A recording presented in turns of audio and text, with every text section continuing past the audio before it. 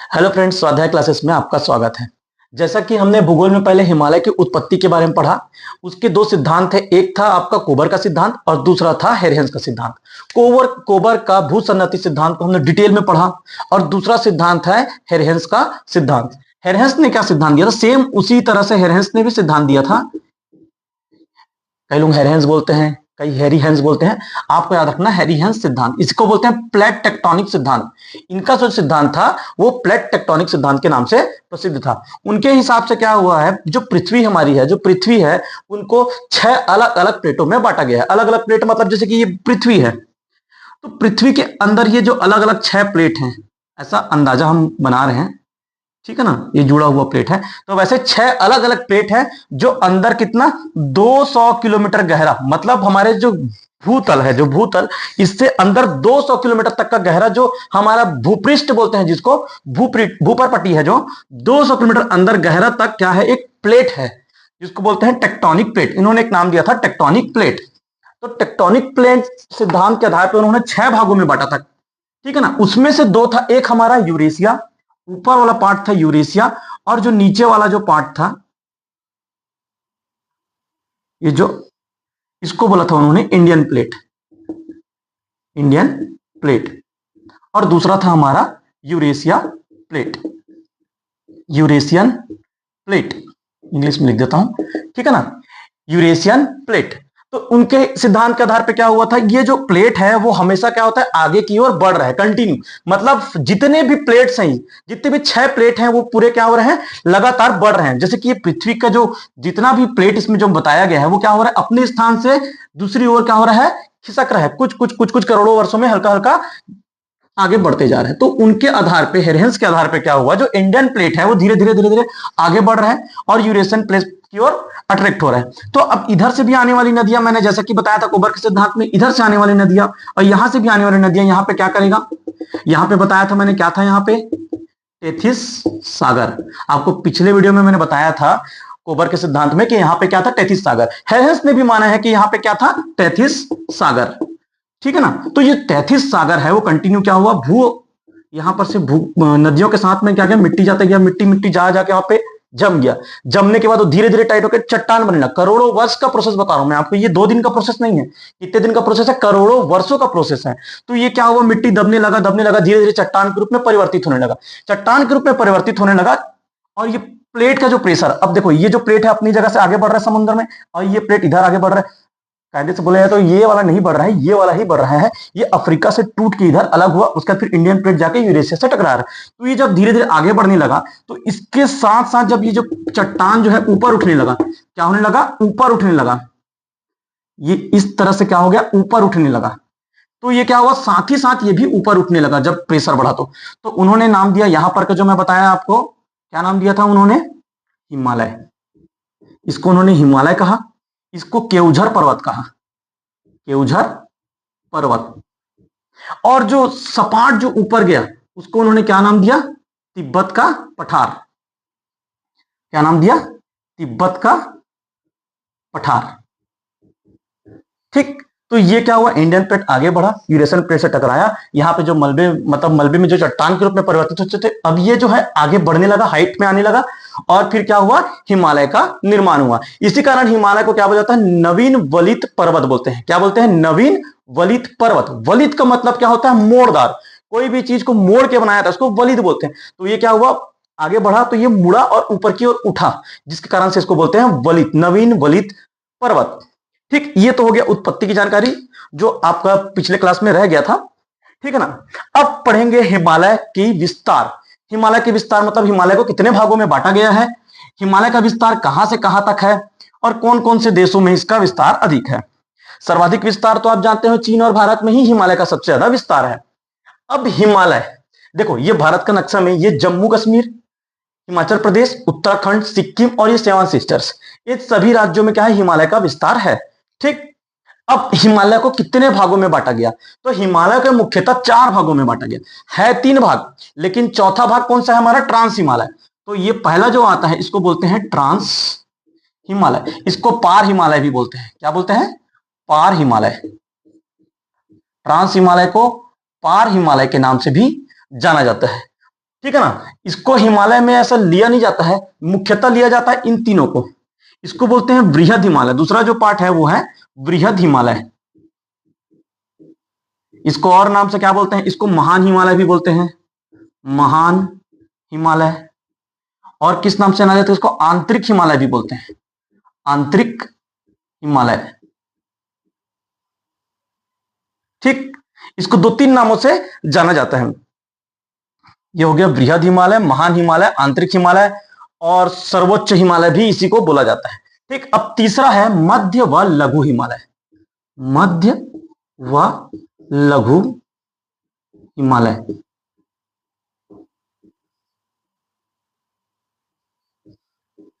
और चौथा है शिवालिक हिमालय, शिवालिक हिमालय।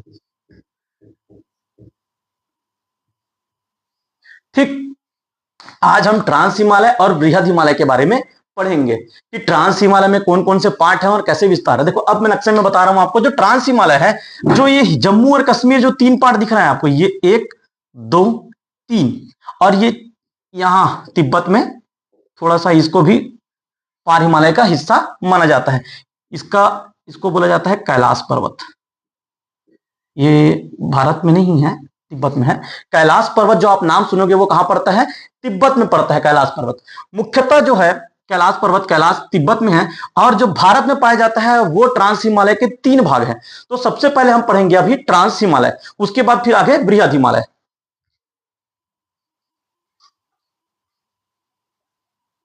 देखो भाई, घूमे बर जाना है कोनो कोती, कोनो हिमालय में, तो ट्रांस हिमालय कोती जाना मुश्किल है, कारण वहां दिन भर 12 महीना कारी थे, बर्फ जमी रही थी, हमेशा बर्फ। ठीक है ना, 12 महीना बर्फ। ये देख, अब जो हाइट ज्यादा रहेगा, जहां ऊंचाई ज्यादा रहेगा, वहां पे बर्फ से आच्छादित तो रहेगा ही रहेगा। भारत की सबसे ऊंची चोटी बोलोगे तो आपको पता होगा, इसी को बोलते हैं काराकोरम केटू। चलो विस्तार में बताता हूं। सबसे पहले अपन पढ़ते हैं ट्रांस हिमालय। ट्रांस हिमालय, देखो ट्रांस हिमालय जो हिमालय के पार है, मतलब क्या हुआ, ये जो यूरेशियन प्लेट है, ठीक है ना, अब ये जो टेथिस सागर में जो मिट्टी जो आई थी, उसको इंडियन प्लेट ने क्या किया, प्रेस किया। तो ऐसा नहीं है कि सिर्फ जो अंदर में था वही वो क्या हुआ, आगे बढ़ा। अब इसमें फोर्स पड़ेगा तो इसका भी कुछ हिस्सा ऊपर उठेगा, तो जो हिस्सा इसके साथ में ऊपर उठा वो वाला हिमालय क्या कहलाता है, ट्रांस हिमालय। ठीक,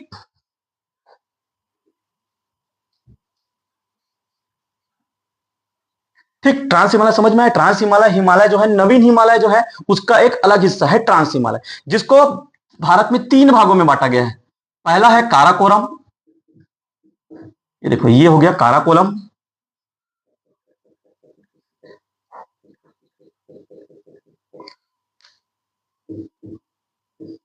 दूसरा हो गया आपका लद्दाख, और तीसरा हो गया आपका जास्कर पर्वत। 3 भागों में बांटा गया है, काराकोरम, लद्दाख, जास्कर, और इसी का एक हिस्सा मैंने आपको बताया था यहां पे तिब्बत में कैलाश पर्वत। नाम सुने होंगे कैलाश पर्वत का आप, अगर महादेव के भक्त हैं तो कैलाश पर्वत तो जानते ही होंगे, शिव जी का वास है कैलाश पर्वत में। ठीक है ना। ठीक, अब काराकोरम, लद्दाख और जास्कर में जो पहला पार्ट है वो है हमारा काराकोरम। काराकोरम में मुख्यतः केटू फेमस है। अगर आपसे प्रश्न पूछता है कि भारत की सबसे ऊंची चोटी कौन सी है, तो वो काराकोरम में ही है। काराकोरम में है केटू, जिसको क्या बोलते हैं, गॉडविन ऑस्टिन। क्या बोलते हैं, गॉडविन ऑस्टिन के नाम से भी जाना जाता है केटू, जिसकी हाइट कितनी है, 8611 मीटर। ये उसका हाइट है, किसका, गॉडविन ऑस्टिन का। भारत की सबसे ऊंची चोटी, मैंने क्या बोला, भारत की सबसे ऊंची चोटी, हिमालय की नहीं। हिमालय की ऊंची चोटी के बारे में जब मैं बृहद हिमालय पढ़ाऊंगा तब बताऊंगा। भारत में हिमालय की 3 तरह से प्रश्न पूछता है, भारत की सबसे ऊंची चोटी, हिमालय की सबसे ऊंची चोटी, भारत में हिमालय की सबसे ऊंची चोटी। ठीक, तो ये क्या है, भारत की सबसे ऊंची चोटी है केटू, काराकोरम, गॉडविन ऑस्टिन। ठीक है ना। काराकोरम में मुख्यतः प्रसिद्ध 4 ग्लेशियर हैं, जो 4 ग्लेशियर हैं जो इसमें फेमस हैं, और वही 4 मेन है किसके, काराकोरम के। तो पहला जो ग्लेशियर है, क्या समझते हो, ग्लेशियर मतलब क्या होता है, बर्फ का एक बड़ा लैंड, एक भू का हिस्सा, मतलब जो पूरा बर्फ से बना हुआ है उसे कहते हैं ग्लेशियर। ये क्या से बना है, बर्फ से बना है। इसी से पिघल पिघल के कुछ कुछ नदियां निकलती हैं, ठीक है ना। ग्लेशियर से ही बहुत सारी नदियां निकलती हैं।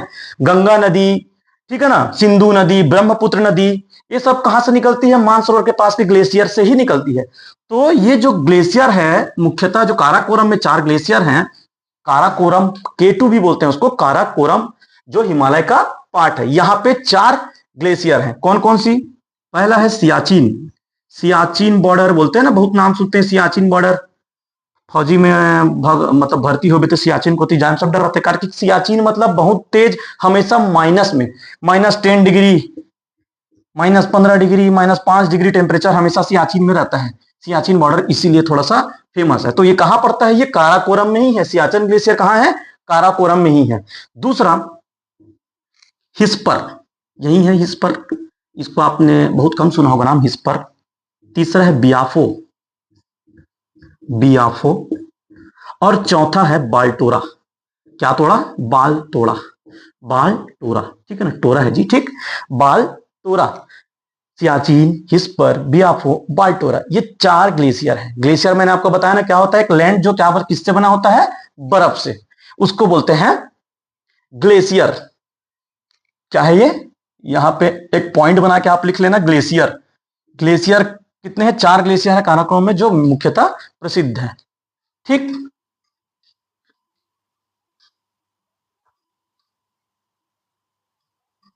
ये हो गया काराकोरम। देखो, काराकोरम के बीच में से एक नदी निकलती है यहां से। अब देखो, ये मैं बताया था ग्लेशियर है, यहां पर एक ग्लेशियर है तिब्बत में, यहां आसपास कहीं पर से एक नदी निकलता है, सिंधु नदी। सिंधु नदी क्या होता है? ये देखो, लद्दाख के ऊपर से जाता है, सॉरी नीचे से, सॉरी सॉरी सॉरी, लद्दाख क्या हो रहा है? जास्कर और लद्दाख के बीच से बह के पाकिस्तान में घुस जाता है, सिंधु नदी, ठीक है ना। और काराकोरम और लद्दाख के बीच में एक नदी बहती है जिसको बोलते हैं श्योक नदी। श्योक नदी, कौन सी नदी? श्योक नदी। मतलब काराकोरम और किसके बीच में? लद्दाख के बीच में कौन सी नदी बहती है? श्योक नदी, ठीक। और लद्दाख और जास्कर के बीच में कौन सी नदी मिलती है? सिंधु नदी। प्रश्न पूछता है पेपर में, यह प्रश्न पूछता है कि लद्दाख के उत्तर बहने वाली नदी का नाम क्या है? श्योक नदी। लद्दाख के दक्षिण में बहने वाली नदी का क्या नाम है? सिंधु नदी, ठीक है। लद्दाख के जस्ट नीचे यहां पे पड़ता है लेह। लोग घूमने जाते हैं लेह लद्दाख, तो लेह लद्दाख घूमने जाते हैं, घूम के आ जाते हैं, लोगों को पता नहीं रहता है कि सिंधु नदी के कौन से तट में लेह है। प्रश्न कई बार पूछा है कि सिंधु नदी के कौन से तट में, दायां कि बायां? तो सिंधु नदी के दाएं तट में। अगर आप इस ओर से नदी बह के आ रहा है तो इसका दायां कौन सा होगा? इस साइड। तो लेह किधर है? ये तो लद्दाख हो गया, यहां पे एक है लेह। तो लेह क्या हो रहा है? सिंधु नदी के दाएं तट में है, ठीक। अब हमने पढ़ लिया लद्दाख, ठीक है। लद्दाख में एक चोटी है, एक सबसे तीव्र मतलब जैसे कि क्या होता है, ये पहाड़ है, पर्वत है, तो सबसे तीव्र ढलान वाली चोटी कहां है? लद्दाख में है, जिसका नाम क्या है? पेपर में अक्सर पूछा जाता है कि सब भारत की सबसे तीव्र ढलान वाली चोटी कहां है, कौन से पर्वत में है? तो वो कौन से पर्वत में है? लद्दाख में है। और उस चोटी का नाम है राका पोसी। क्या नाम है? राका पोसी, ठीक। ये कहां है? लद्दाख में, सबसे तीव्र ढलान वाली चोटी। अब घूमने के लिए जा रहे हैं लद्दाख वद्दाख, तो बीच में राका पोसी पड़ेगा तो किसी को पता नहीं है, लेकिन अगर कोई बेस पहले से पता है और जा रहा है तो वो तो फिर डर में नहीं जाएगा। क्या करने जाएगा भाई? गिर गया तो उसकी तो नीचे है, खत्म, ठीक है ना। तो राका पोसी चोटी के बारे में बिना जाने जाना और लद्दाख और लेह घूम के आना, ठीक। ये हो गया हमारा लद्दाख। अब अगला है जास्कर। इसका तीसरा पर्वत है जास्कर। जास्कर में ज्यादा जानने लायक कुछ है नहीं, बस इतना जान लो कि इसके उत्तर में क्या बहती है? सिंधु नदी बहती है, ठीक। ये हो गया हमारा पार हिमालय। पार हिमालय हमने पढ़ लिया। अब इसके बाद आएगा वृहद हिमालय। देखो, पार हिमालय के बाद दूसरा कौन सा आएगा? वृहद हिमालय, जिसका और क्या क्या नाम है मैं बताया था आपको। महान हिमालय, ठीक है ना, सर्वोच्च हिमालय, ठीक है, आंतरिक हिमालय, महान हिमालय, सर्वोच्च हिमालय, आंतरिक हिमालय, वृहद हिमालय, ठीक है ना। और कई नामों से जाना जाता है इनको, मेन 4 यही नामों से इनको वृहद हिमालय को जाना जाता है। प्रश्न पूछता है कि जो ट्रांस हिमालय है, ट्रांस हिमालय और वृहद हिमालय को अलग करने वाली जगह का नाम बताओ। वृहद हिमालय को अलग करने वाला, ठीक है ना। तो कौन सा पार्ट है जो वृहद हिमालय को ट्रांस हिमालय से अलग करता है, मतलब दोनों को अलग करता है, विभाजित करता है। अब जैसे कि ये मान के चलो, ये अपना हो गया आपका ट्रांस हिमालय, अब बीच में एक जगह आया यहां पे एक, ठीक है ना। उसके बाद फिर चालू हो गया वृहद हिमालय, ठीक है। अब वृहद हिमालय और ट्रांस हिमालय के जो बीच का जो जोन है, जो क्षेत्र है, उसे बोला जाता है सचर जोन, सचर जोन, ठीक है। अब देखो ये ट्रांस हिमालय आपका यहाँ पे मिल गया, काराकोरम लद्दाख जास्कर मिल गया, काराकोरम लद्दाख जास्कर। उसके बाद फिर एक जगह आया, एक जोन आया जिसे सचर जोन के नाम से जाना जाता है, सचर जोन। उसके बाद फिर आता है हमारा वृहद हिमालय, फिर उससे थोड़ा सा छोटा आएगा लघु हिमालय, फिर उससे थोड़ा छोटा आएगा शिवालिक हिमालय। देखो आप इसको 3D व्यू में देखोगे तो वृहद हिमालय साइज से ही समझ आ रहा है कि क्या है, हाइट ज्यादा है, वृहद हिमालय का हाइट ज्यादा है। बीच में कुछ जगह आएगा, मैदानी क्षेत्र आएगा। उसके बाद फिर क्या आएगा, लघु हिमालय। लघु हिमालय क्या है, वृहद हिमालय से थोड़ा सा छोटा, मतलब चोटी में थोड़ा सा छोटा है। अब उसके बाद फिर शिवालिक आएगा। ये पृथ्वी की सतह से हाइट के हिसाब से वृहद हिमालय, लघु हिमालय और शिवालिक हिमालय को अलग अलग किया गया है, ठीक। तो ये जान गए ट्रांस हिमालय और वृहद हिमालय के बीच में जो क्षेत्र रहता है उसे क्या बोलते हैं, सचर जोन, ठीक। अब वृहद हिमालय का शुरुआत कहां से कहां तक है, ठीक है। वृहद हिमालय का शुरुआत आपको यहां से यहां तक, ठीक है ना। यहां पे आपको पता होगा नामचा बारवा, मैंने पिछले क्लास में बताया था, नामचा बारवा। ये थोड़ा सा ना मैं यहां पे लिख दिया हूं, लेकिन ये ऐसे करके हल्का सा अरुणाचल प्रदेश और तिब्बत के बॉर्डर में है, यहां पे नामचा बारवा, ठीक है, नामचा बारवा पर्वत। अब बाकी ये तो मैं आपको पहले बता चुका हूं कि कहां कहां क्या क्या नाम से बोला जाता है। मिजोरम में मिजो की पहाड़ी, मणिपुर में मणि की पहाड़ी, नागालैंड में नगी की पहाड़ी, अरुणाचल प्रदेश में पटकोई बुम के नाम से जाना जाता है। अलग अलग राज्यों में अलग अलग नाम से जाना जाता है। अब इसमें सबसे मेन वृहद हिमालय में विश्व की 10 सबसे ऊंची चोटी आती है। विश्व में 10 सबसे ऊंची चोटी आपकी आती है हिमालय में ही। हिमालय में ही आपका सबसे ऊंची चोटी कौन सी है, माउंट एवरेस्ट। देखो माउंट एवरेस्ट है यहां पे, यहां कहीं, यहां पे सॉरी, यहां कहीं पे है, ठीक है। मैं एक एग्जाम्पल के लिए बता रहा हूं आपको। और यहाँ पे भी एक चोटी है, ठीक है, यहाँ पे भी है, यहाँ पे भी है। ऐसे अलग अलग चोटियां हैं, मान के चलो यहाँ पे अलग अलग चोटियां हैं यहाँ पे, ठीक। तो 5 सबसे बड़ी चोटियां अपने को याद रखना पड़ेगा लाइन से कि सबसे ऊंची चोटी कौन सी, सेकंड कौन सा है, तीसरा कौन सा है, चौथा कौन सा है, पांचवा।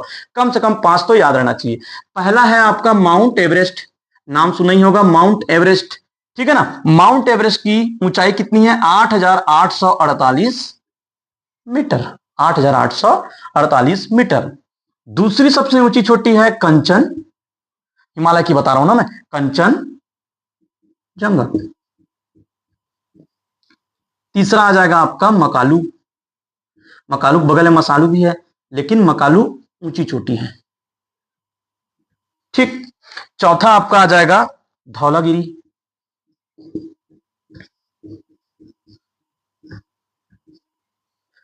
और चौथा आ जाएगा, पांचवा आ जाएगा आपका अन्नपूर्णा। ये सब नेपाल में है, जितनी भी बता रहा हूं सब नेपाल में। ये भी नेपाल में है, ये भी नेपाल में है, मकालू भी नेपाल में है, माउंट एवरेस्ट भी नेपाल में है, कंचनजंगा आपका कहाँ है, सिक्किम में है। और सिक्किम कहाँ है, इंडिया में है। तो इंडिया में जो सबसे ऊंची चोटी है हिमालय की वो है कंचनजंगा। ये 5 ऊंची चोटियां हैं, सबसे ज्यादा इसका हाइट। अगर आप चाहो तो इसकी जो ऊंचाइयां हैं उसको भी आप नेट से निकाल के याद कर सकते हैं, याद करना चाहे तो, क्योंकि अगर क्रम से जमाने के लिए बोल दिया तो आपको नाम पे ही ज्यादा प्रश्न पूछता है, ठीक है ना। और यहाँ पे बद्रीनाथ में, यहाँ पे बद्रीनाथ है, सॉरी उत्तराखंड में बद्रीनाथ है, ऊंची 10 ऊंची चोटियों में से एक है बद्रीनाथ, वृहद हिमालय में, ठीक है ना।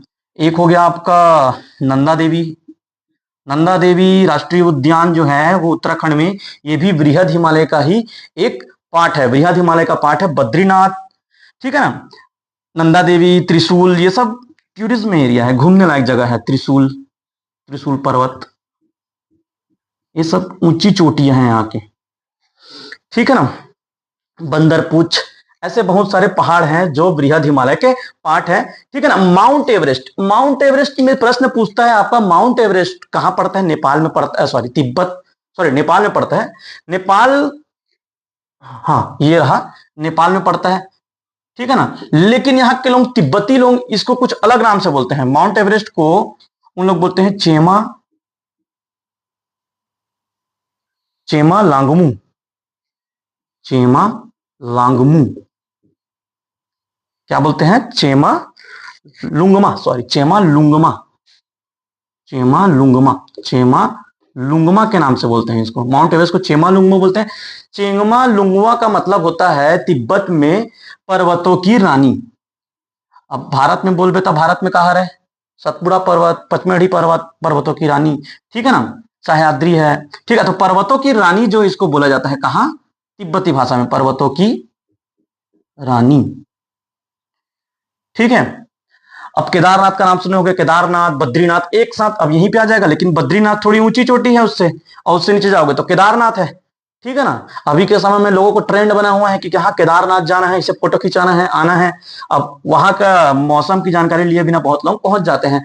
अभी खासकर अभी भीड़ बहुत ज्यादा लगा हुआ है। ये बृहद हिमालय के ही पार्ट में आता है। केदारनाथ, बद्रीनाथ, जितना भी आपको मैं बता रहा हूँ ये घूमने लायक जगह है, वो कहाँ आता है? आपका बृहद हिमालय में ही आता है, ठीक।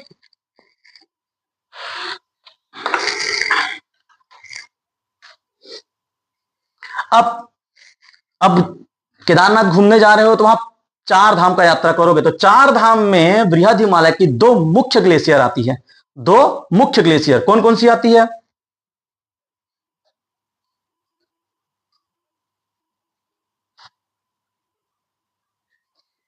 गंगा नदी कहां से निकलता है? गंगोत्री। यमुना नदी कहां से निकलता है? यमुनोत्री। बोलते हैं ना चार धाम घूमने जा रहे हैं, तो चार धाम में ये भी आता है, गंगोत्री, यमुनोत्री, केदारनाथ और बद्रीनाथ। चौथा कौन सा है? बद्रीनाथ, ठीक है। अब यहाँ घूमने जा रहे हो तो फिर आप टूरिज्म एरिया जो है, हिमालय, बृहद हिमालय में बहुत सारी नदियां निकलती हैं। तो एक यहाँ पे आ रहा है भागीरथी, यहाँ पे आ रहा है अलकनंदा। भागीरथी और अलकनंदा मिलके क्या बनाते हैं आगे? गंगा नदी बनाते हैं। भागीरथी और अलकनंदा। और अलकनंदा तो पहले ही बहुत सारी नदियों से मिल के आती है, वहां वहां संगम बनाते हुए आती है, विष्णु प्रयाग, कर्ण प्रयाग, पिंडार प्रयाग। ऐसे इसको जब नदियां पढ़ेंगे हम, तब मैं इसको डिटेल से बताऊंगा कि कौन कौन से यहाँ पे प्रयाग है जहां पे नदियों का मिलन होता है। अब ये इसलिए बता रहा हूं क्योंकि आप घूमने जा रहे हो तो यहाँ पे ये जगह तो घूमने जाओगे ही जाओगे। और ये जो जगह का नाम है देवप्रयाग, जो मुख्यतः आपको इंस्टाग्राम वगैरह में मिलेगा कि दो नदियां हैं, एक पूरा बर्फ की नदी है और एक लाल नदी, दोनों आपस में जाके यहाँ पे मिल रही है। एक भागीरथी और दूसरा है अलकनंदा, जो आगे चल के क्या बनती है? गंगा। उसको फिर से कलकत्ता में जाता है, तो कलकत्ता में जाने के बाद फिर से इसको भागीरथी बोलते हैं, गंगा नदी को भागीरथी बोलते हैं। और इससे एक धारा अलग हो जाती है जिसको हुगली बोलते हैं। क्या बोलते हैं? हुगली बोलते हैं। बांग्लादेश में इसको जाके फिर पद्मा बोलते हैं। गंगा नदी का भी अलग अलग नाम है, ठीक है ना। क्या बोलते हैं? पद्मा बोलते हैं। कहा? ये बांग्लादेश में इसको पद्मा बोलते हैं, कलकत्ता में इसको भागीरथी बोलते हैं। यहां से कट गया, अलग हो गया तो इसको हुगली बोलते हैं। नदियां, जब नदियां पढ़ेंगे तो उसको मैं डिटेल में आपको बताऊंगा। आज के लिए इतना ही। आपका बृहद हिमालय हो गया। इसके बाद हम अगले क्लास में पढ़ेंगे लघु हिमालय और शिवालिक हिमालय। ठीक, धन्यवाद।